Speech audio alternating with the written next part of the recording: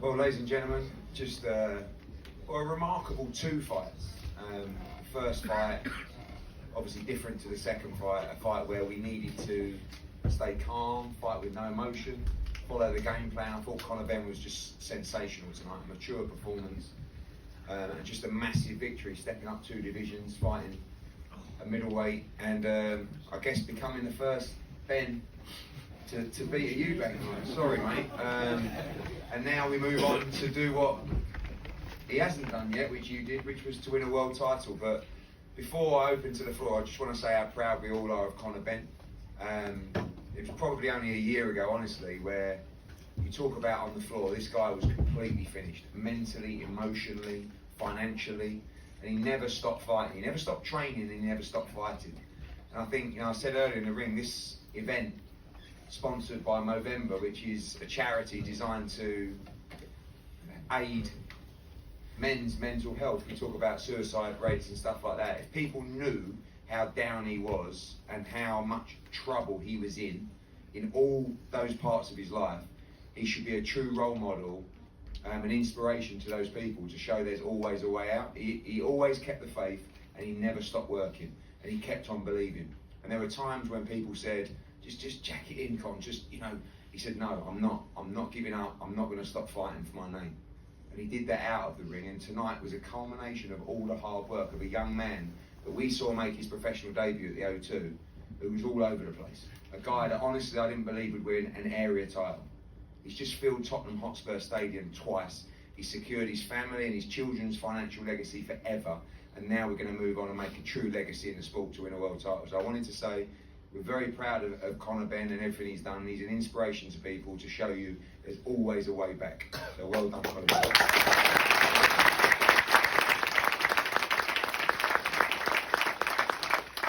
Questions to the floor? Yeah. Hi, Conor. Oh, sorry, we're going to Mark. Congratulations, Conor. Did you anticipate, given what happened in the first fight, the second fight being quite so straightforward for you and you dominating in that fashion? I think for me it was a matter of, when I said I beat myself that night, I really did feel like I beat myself. It wasn't the strategy, it wasn't the game plan. My head wasn't in the right place to fight. You know, they say a strong mind can carry a weak body, but a strong body can't carry a weak mind. And I looked strong, I looked very strong, but I was still broken. I had to fight for many reasons, for financial reasons, to be active, to give the public the fight. The public wouldn't have accepted any other fight, so I felt like I owed it to the public to have that fight. But was I ready? No, I can't say I was.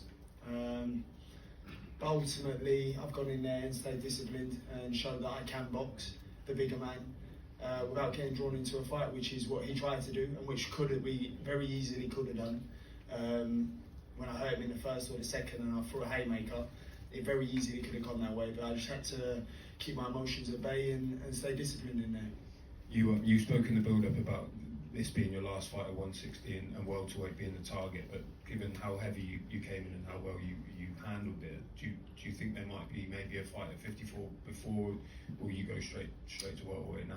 I think for me winning the WBC world title is heavy on my heart, heavy on my mind.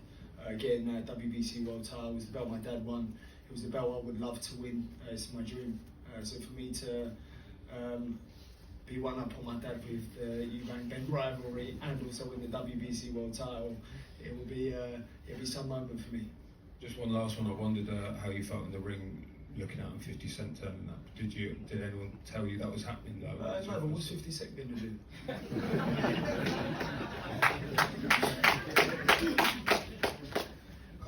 A contrast of emotions. Only a few months ago you were obviously very down after the first fight.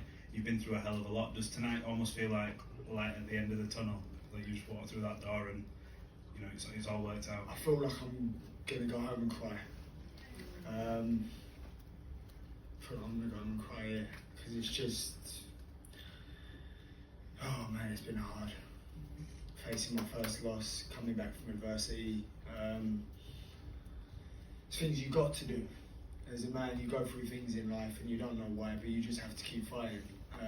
Staying in shape, staying in the gym, turning up when you really don't want to turn up. facing your own demons every single day. You know, that's the hardest fight, really. You have to live in your head every single day. You know, getting in the ring for 36 minutes is no problem.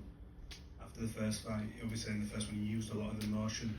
How did you manage to channel that for the rematch? Because tonight you were very composed, you didn't smother your work, you used the jab effectively. How did you manage to switch back and almost take that emotion out of it to make sure you won? It's the chip on my shoulder. People saying, oh, you can't box, you can't do this. It was like, all right, cool, we'll watch then. Because ultimately, you say I can't do it, that's because you can't do it. I can do it because I'm set my mind to do it, and that was my fuel. I wake up in the morning and go, oh, what, people think I can't box? Or people think I can't out boxing for 12 rounds? Watch me. And that was my fuel. Everyone has their chip on their shoulder that gets them going and gets them out of bed. That was mine for the camp. Conor, radio right here down the front. Last time we sat here, you were gutted because you couldn't get the knockout. You said it was just out of your reach. Tonight, the same. You got closer tonight, but is it still going to haunt you, even in victory, that you couldn't quite get the knockout finished? I did say early on in the week there was going to be a systematic beatdown, and that's what I done.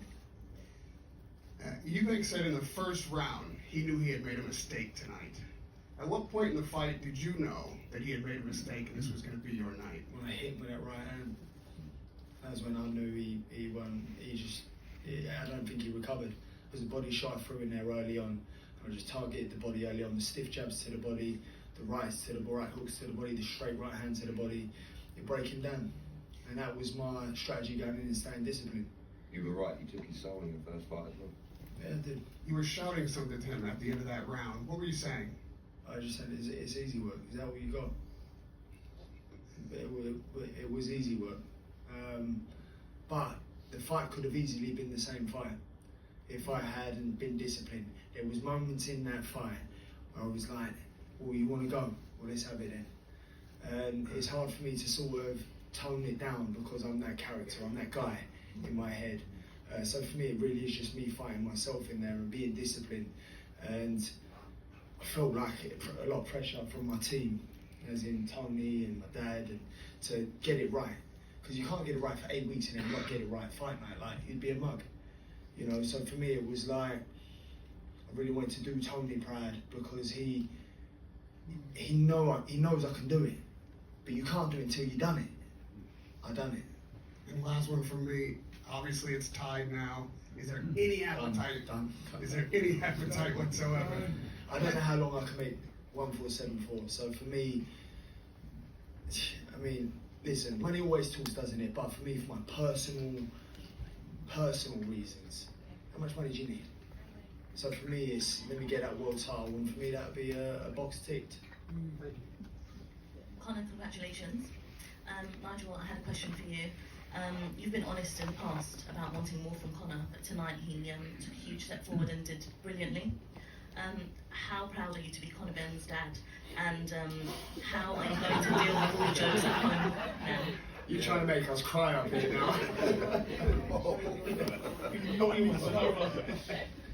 Thank you for that, because it's actually, I don't know if Conor knows, but it's actually my last training camp. I won't be coming over no more. I've been coming over for spending like sometimes 6 to 8 months of the year here. I can't do it no more. I've got 3 lovely kids in Australia that need me. I've got a lovely wife who stood by me through thick and thin, and me and my wife are on the other side of the cup now. I need to spare them quality time with my wife and my little boy Levi. I spent 10 years with Conor. Does that mean I'm bringing you all over then? No, you're not. No, you're not. I spent 10 years with Tony and Conor, helping him get to where he is today. And now I've got a lovely little boy, Levi, who wants to be a professional footballer. And now I've got to start working on his mindset. Conor's in good hands. Got Tony, Lee, Pedro, Dan, Justin, Kaleem. He's got an unbelievable team and a lovely wife as well, Vic. And So I'm leaving him in good hands, but I got to spend my time with my wife, who stood by me through thick and thin and loved me through everything that I went through. And I thank you, Caroline, because you actually made me the man that I am today. Without you, I don't even know I'd be here. Wow. But no, you just got a six-pack back. And she wants me to keep it for her. Conor, what does it actually mean to you personally and for your dad to win this battle and win it for the Benn family? Do you know what? I'd say it would be on par with winning the world title for me, winning tonight. It meant a lot to me. You think 3 years in my career, this has been the fight. Family feud, for, it's generational. It's never been done before in history. So to forever have that win means a lot to me, and it will forever be cemented in history. Conor. James originally, yeah. Oh. No. Rachel was talking all things boxing. Conor, it's lovely to see you because obviously the last time I saw you was in this room a few months ago, and it's wonderful to see you with a big smile on your face and with the victory. I felt quite emotional seeing you all in the ring because it just was very evident how much it meant to everybody up there, not just the family. And you spoke very honestly in the lead up to the last fight about loss being the thing you feared the most.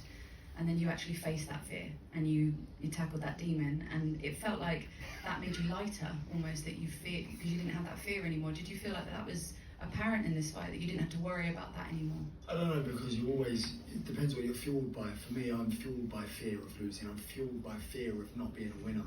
That's what gets me going. Some people say, well, why don't you just love winning? Well, I do love winning, but also fear losing more. And for me, I couldn't lose to the same man twice, because then you sort of avenge that loss. Did I really lose or did I learn?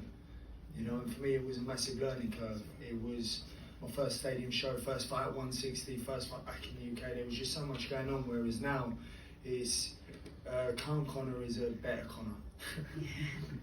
And it was a beautiful display of boxing, well done. It was just brilliant, and I'm really glad that I got to be a part of another night of history. Thank you, Rachel. Conor, we just seen a clip of you walking into the change room there.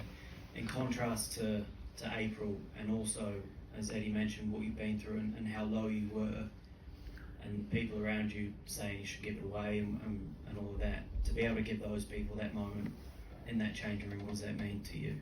There's a lot of people in the changing room that were there for me during them times, gave me words of advice, helped carry me through, because ultimately I couldn't do it alone. I wasn't strong enough to do it alone. I had good support people around me, gave me wisdom, and helped carry the load. So for me, everyone in that room, the win's for them. The win's for every single one of us. Because when I was down, we was all down. And when I'm up, we're all up. I will be the man I am, I won't be the fighter I am, I wouldn't be who I am without my team. I left my family in Australia, so the team that I've built around me now is from day dot. Ain't no one new here. This is 10 years of team, same team, through and through.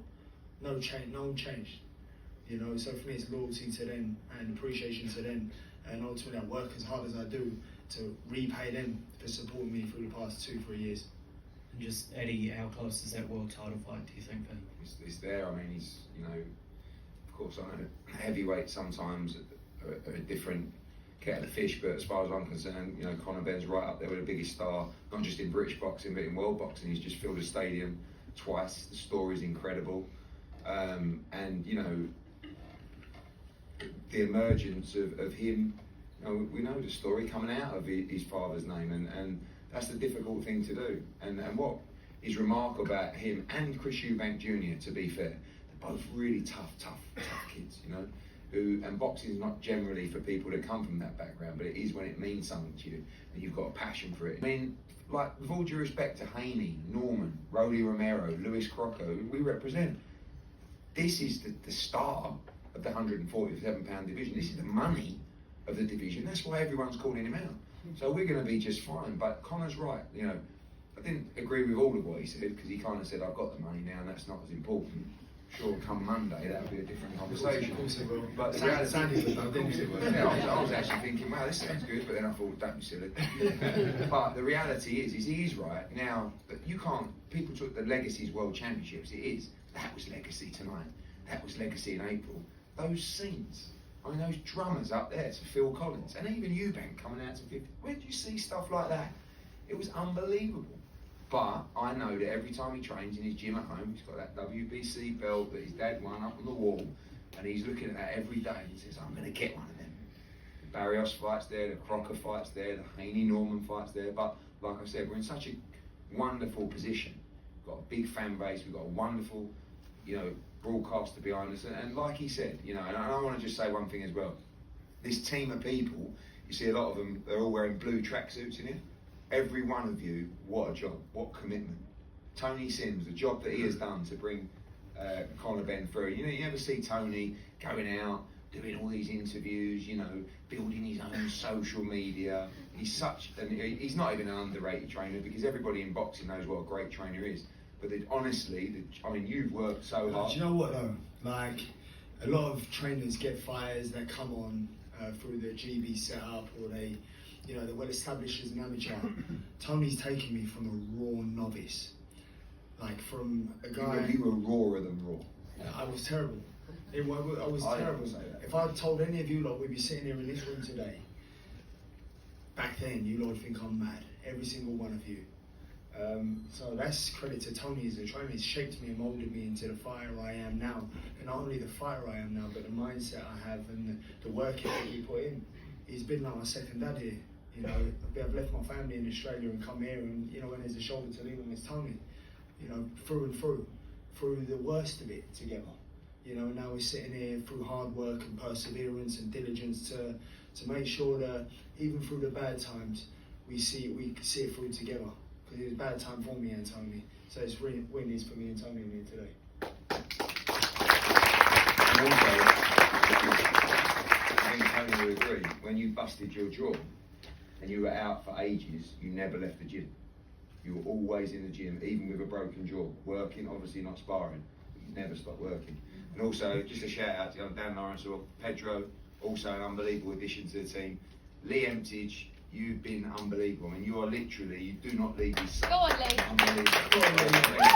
And even through the tough times, you were suffering, and I'm sure you were trying to get paid as well, but never really happened for you. You had to wait a long time, but you stuck in there through and through. And two other people as well, we just want to say Everlast. I think there's a couple of people in here today.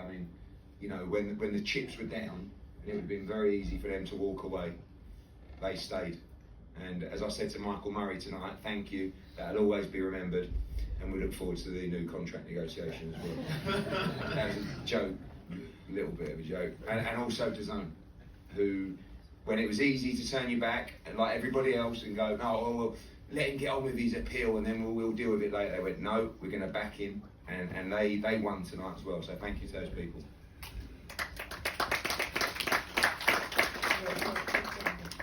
Nigel, I spoke to you after the first fight. I'll address this to Conor, but Nigel, I spoke to you after the first fight in April, and I said, how can Conor become bigger and better in the same way you did against Chris Eubank Jr. all those years ago? I know many people thought you got the win. He did just that tonight, was bigger, was better. So Conor, this one goes to you, but Nigel, feel free to jump in. How good does that feel? Yeah, it feels great, mate. It feels great. There's not really much more I can say. I don't still feel like it's sunk in. I'm still like going through it, do you know what I mean? But I feel like we're done now. Like I can breathe. Like, this has been like 3 years of my life hearing Ben Eubank, Ben every single day. So for me to sit here and go, yeah, it's done, and I've ended it on a win. That's chapter closed. Let's just move on now. Conor, congratulations with the win. Would you say the experiences from the first fight allowed you to perform as well as you did tonight? Yeah, do you know what? If I had performed exactly the same and done the same thing first time round, I would have classified the first fight as a loss. I would have gone, well, what did you learn? What's the whole point here? If you don't adapt and you don't change, you don't grow. So you have to go through things in life, sometimes take a loss, sometimes go through a bit of adversity. It's where you find out about yourself and who you are. Can you change? Can you adapt? Can you grow? Can you get better? And for me, that was a big thing in my head. It was a big theme in my camp to do better. Just do better. That's it, just do better. and that was what kept driving me as well. And Tony, you said in the week that if Conor made those adaptations to his game, he'd have won the fight. I mean, fair to say he made those corrections tonight. Yeah, like you say, I said at the press conference, he had to adapt. He had to stick to the game plan. He worked hard in the gym to make them different changes in the way he's going to fight. And I said all along, if he does that, he'll win the fight convincingly, and he did win the fight convincingly. And I'm very proud of him that he stuck to the game plan, and he boxed so well, and he nearly ended it in that 12th round. If there was a little bit more time, it would have been over and done with. But yeah, I'm very proud of the way he boxed. And like I was saying earlier, he's as a coach, it's not always easy when you've got a 147 fighter and you're putting him in with a 160 fighter. It's you know, it's very hard to develop the 160 power when you're a 147 fighter. But I think he showed tonight that he adapted really well. And you know, the aim now is to drop to 147 and capture the world title and emulate what Nigel done. Hi Conor, in the middle here. First of all, congratulations. We saw you smiling from ear to ear when Eddie mentioned at the start that you've secured not only your future for life, but your family's future for life, in the words of Eddie. Can you talk a little bit about what that means to you? It means my kids' kids ain't got to worry. That's what it means. I mean, ultimately, my kids are set for life, and their kids. I think it's every dad's dream and goal to give your kids a better life. And for me, I wanted to give my kids no less than my parents gave me, which was a privileged upbringing. And I brought my kids into the world. It's only right I do right by them and give them the best of everything I can. So when he said that, it's like, yeah, being a dad completed it, mate. Great, and just a final one for me. Eddie, we know you've had your back and forth with Chris Eubank Jr this week. He was very gracious in defeat tonight. Did you expect that from him? Yeah, I think that he's, you know, as part of him is building the fight, part of him is just something that we're never going to get on with personally, and that's fine. But you have to respect him. He's a very, very tough young man, you know, and he's a very good fighter as well. And I said coming into this fight, I just believe that could be his last fight tonight, and who knows what the future holds. But Conor was right in that, you know, the performance tonight was unbelievable. It didn't matter if Eubank was better tonight, we were still winning the fight. But that first fight, when you go through a fight like that, it can change you forever. But it didn't change Conor Benn, it just made him better. Because he's young, he's hungry, and he's got another 5, 6, 7 years in the game. That's the reality. So, all the respect in the world for him. And look at the 12th round, he was gone. He couldn't, and he kept getting up. He got up twice when he didn't need to get up, and he was determined to get up. So, good luck for him, good luck in his life, and thank you. You know, thank you, and thanks to Senior. We don't have to get on, but look at what they've given us. I mean, not just what they gave us tonight, but what they gave us in April and what they gave us over the last 3 decades. You know, and Nigel, we nearly saw the 5th one tonight in the ring before the first bell. You know. Yeah, because he tried to suck all the oxygen out of the room, mate. And I'll be honest with you, at the press conference, I'm going to say it now, when they had the weigh-in, and we had a face-off, and he's dancing because he loves the limelight. He don't care about his son, he just loves the limelight. And he's dancing, he come right next to me, and I thought, you know, let me just shake your hand. And I pulled him into a hug, and he put his hand like that to me. I actually felt like I want to. So when he tried to shake my hand tonight, I thought, I ain't playing your games, mate. I ain't playing your games. You know, and I thought to myself, no, I don't even think I'll speak to him again because I find he's a right prat, he's an idiot. He tries to quote scripture and all that, he don't even know what he's talking about, he don't even know what a friggin' harlot was, and he's talking about himself, you know what I mean? So I just can't get him.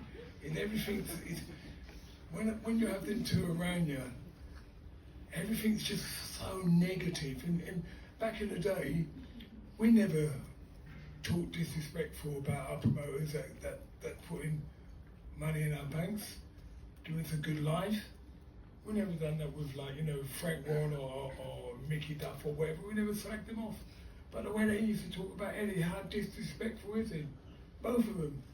And then Eubank's always talking about, oh look, we're struggling at the way, oh you know, they're going to kill my son. Mate, he's been a middleweight for how many years? Been an IBO champion?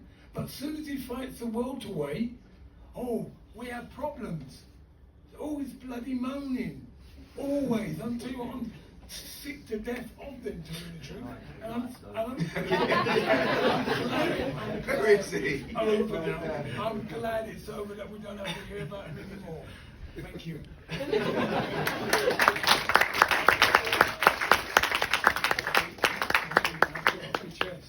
Gunman Boxing, Come on, Gunman, the what you got baddest for us? boxing channel in the UK. We are here. This is a question for Conor.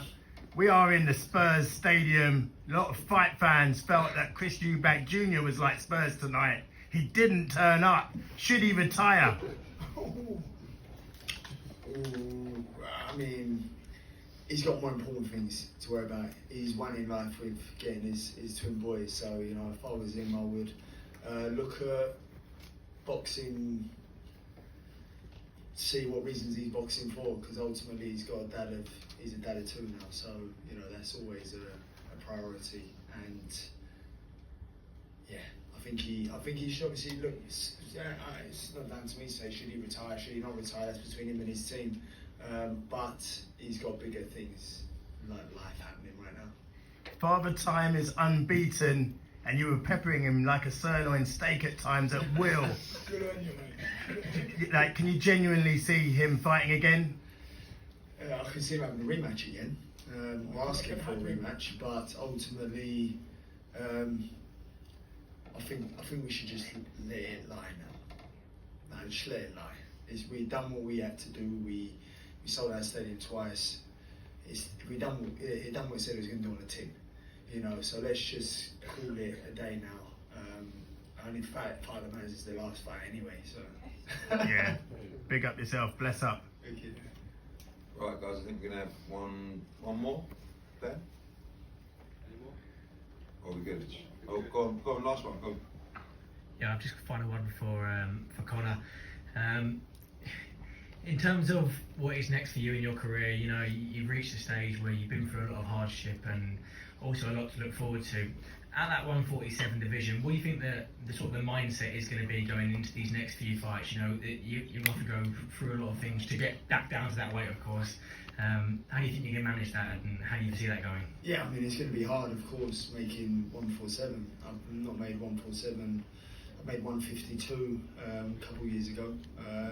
I've not had to make championship weight 147 for a while. So yeah, it's going to be challenging, but ultimately it's what we do, you know. But I won't be posting videos of me in a sauna blanket. On that note.